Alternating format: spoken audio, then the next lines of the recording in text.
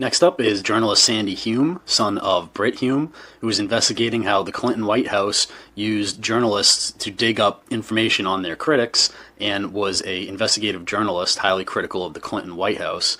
And this individual was killed, supposedly committed suicide, and they brought the same doctor that ruled Vince Foster's death was a suicide, Dr. Alan Berman, to rule that Sandy Hume's death was a apparent suicide, and all of the records have been sealed. And what's known as the train deaths, this first individual, Kevin Ives, had his skull crushed and then his body run over by a train, and all for likely uncovering what was a drop site that was part of the MENA drug operation that was a part of the Iran-Contra affairs. And this individual was killed, and a whole bunch of other people are killed to keep the murder of this individual quiet. Killed with Kevin Ives was Don Henry, who was stabbed in the back and then run over by a train. And he also had probably uncovered what was a drop site as part of the MENA drug operation. And his death and Kevin's death is called the train death, and a lot of witnesses to that end up getting killed as well. John Jones, in April of 2016, the lawyer for Julian Assange, and was helping with Julian Assange, who runs WikiLeaks, to not get extradited to the United States, mysteriously jumped in front of a commuter train in the United Kingdom, a country with more surveillance cameras than any other country on the planet, and somehow there's no video of this. So I'm adding this guy to the Clinton body count at number 57 because WikiLeaks has released some of the most damning information on the Clintons that has come out in the past few years, and this guy just got killed in April of this year. The next individual on our list is John F. Kennedy Jr., and the Kennedy family seems to have a lot of bad luck surrounding him.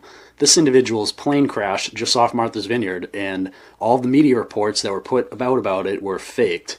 And it was a very suspicious plane crash, and I've talked to a lot of people that actually did some of the work getting the material out of the water because I live on Cape Cod. And he was about to announce his run for Senator of New York, and just before that, his plane crashed, and then Hillary Clinton became Senator of New York. Two more people Hillary Clinton likely had killed by calling it in on that cell phone of hers is Jordan Kettleson, who was a witness to the train deaths, who was found shot to death in the front seat of his pickup truck, and Johnny Franklin Lawhorn Jr., who was the son of Franklin Lawhorn Sr., who had found a box of documents proving the Clintons were connected to the Whitewater scandal and the Madison guarantee, and a $27,000 cashier's check made out to Bill Clinton.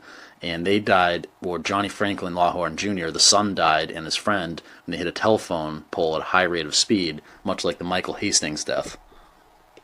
In this video, you can see Sean Lucas right there, and Sean Lucas went to the DNC to serve them papers on behalf of the Bernie Sanders supporters for their corruption against Bernie Sanders and basically forcing Hillary to be the DNC candidate. And they went there to serve Debbie Wasserman Schultz, who ended up having to resign because of this.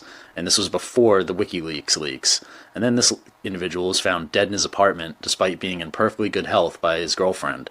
So he just died randomly, and then because he died, he wasn't able to testify when they said that they did not serve them papers properly. So later, when he could have testified to back up what he did here, he was already dead conveniently for the Clintons. And you can add him to their count at number 61. Next is the case of Mary Katie Mahoney, a White House intern who was 25 years old and was killed by being shot 5 times execution style by likely a silenced pistol. And killed with her was her Starbucks co-staff, because she wasn't at the White House when she was killed, she was just working at a Starbucks nearby, was Aaron Goodrich, 18 years old, and Emery Evans, 25, all shot execution style.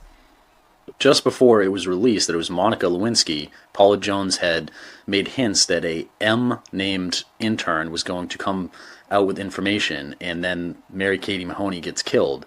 And of course, they say the Starbucks was hit as part of a robbery, yet $4,000 was still remaining in the store, and none of the victims had anything removed, and no one nearby said they heard anything, and this is in Georgetown. And oddly enough, this very Starbucks is also visited often by George Stephanopoulos, Hillary Clinton, and Monica Lewinsky. So that's 3 more bodies you can add to the Clinton body count, making it a total of 64. Next on the list is Lieutenant General David J. McLeod, who was assembling evidence against Bill Clinton when his plane was sabotaged and crashed. And this would be Clinton body count number 65. And now we're about to add 3 more to this list to get to 68. Christine M. Mirzayan was a Clinton staffer and another intern with the name M, who was killed just after Paula Jones made that hint, and this lady was beaten to death near Georgetown University.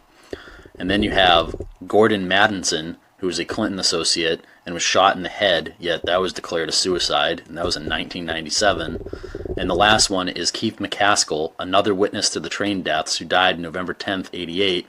And supposedly Keith had information on the Mina drug running and Henry and Ives murder, and he was stabbed 113 times. And before that, he had told his family that someone was out to get him. Next up is Florence Martin, CIA subcontractor, accountant, and she's connected to the Barry Seal case. Supposedly, she held an account in the PIN number for a Barry Seal account in the Cayman Islands that had $1.4 million, which after she was shot in the head 3 times, was moved somewhere else and never seen again.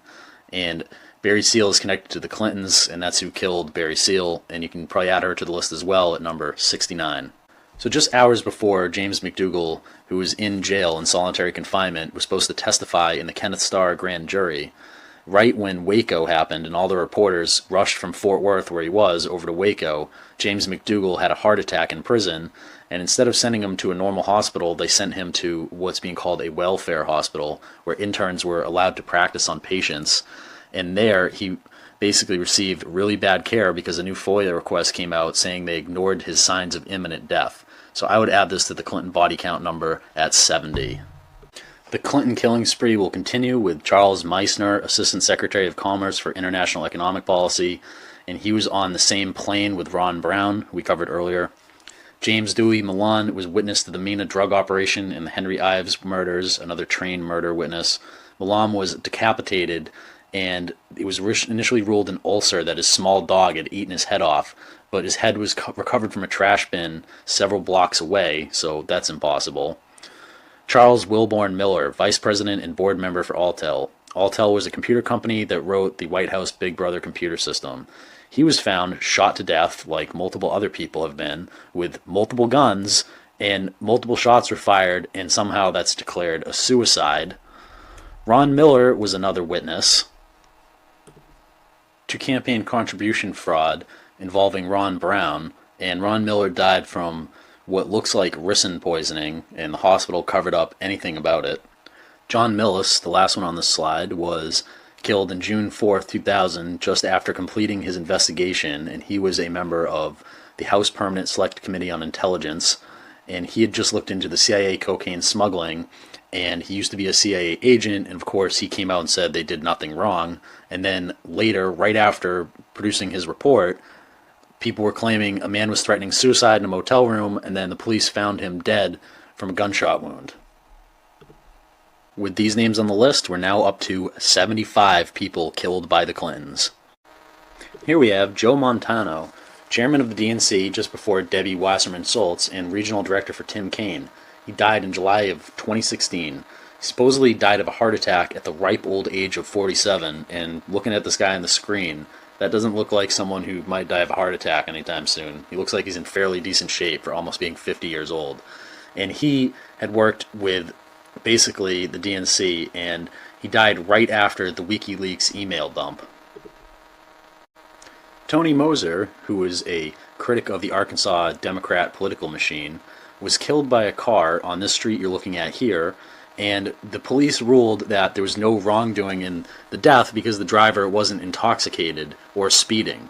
But I guess that makes it okay to just run journalists over if they're, critical of the Clintons or the Democrats in Arkansas. So you can add Tony Moser as number 77 to the Clinton body count.